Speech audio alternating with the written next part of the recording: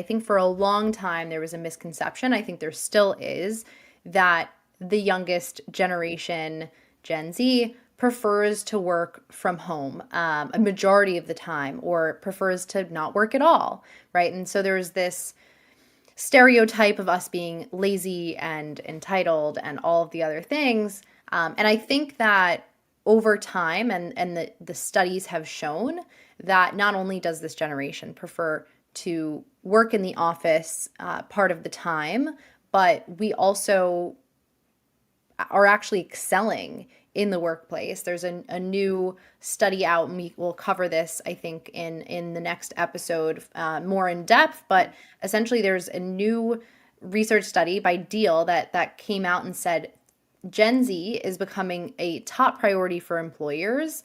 36% say that Gen Z had the lowest percentage of contracts ended by termination of any other generation.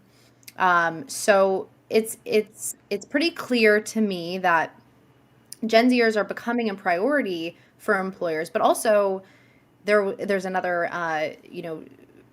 news story that's out, and a few of the statistics are really interesting regarding how only 1 in 10 Gen Zers want to work in the office full time. And I think that's pretty consistent with the research that I'm finding, the post-pandemic research that's out there about how many people actually want to work full time in the office. I think it's between 5 to 10%, maybe a little bit less sometimes.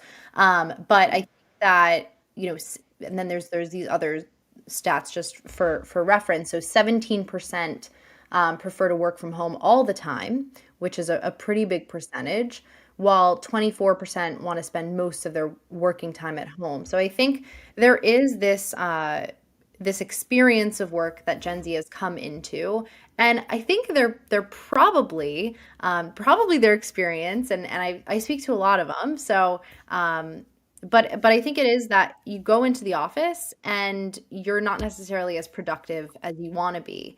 And for a generation that wants efficiency and values that, and values, their free time and live, work to live, I think that getting your work done is actually a pretty big priority for us. Mm.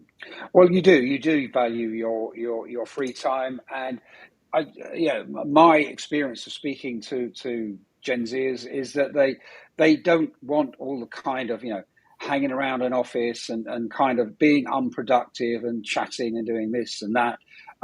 Whereas if I think back to when I started work, it was a fairly standard 8 hour day, 9 to 5, and people kind of just filled the time. They expanded what they were doing to fill the hours, Right. as opposed to just getting done what they needed to get done, which they Yeah. possibly could have got done quicker, and What move on to something what's else. Because nobody nobody said, well, if you do today's work in 5 hours, you can go home for the other three. Right. What's that? That's a psychology Yeah. philosophy that you expand the amount of time that you're working. But anyway, I think that what's also interesting to me is how people are utilizing their time in the office. And there are a number of different studies. There's a number of different companies doing a lot of research on this.